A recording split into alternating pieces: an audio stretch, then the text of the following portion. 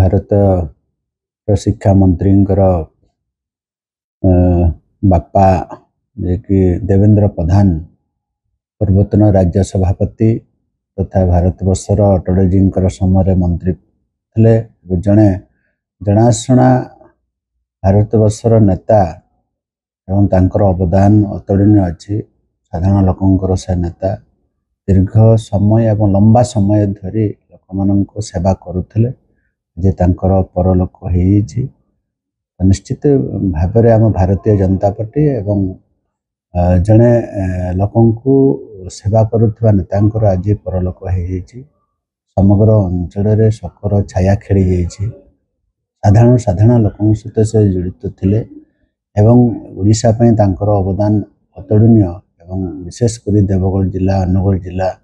एवं संबलपुर जिले में तांकर अवदान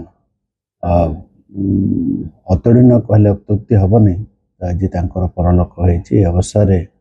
तांकर आत्मार सद्गति निमंते गभीर श्रद्धांजलि ज्ञापन कर तत्सहित शोक संतप्त परिवार को मोर समवेदना जनाऊँ।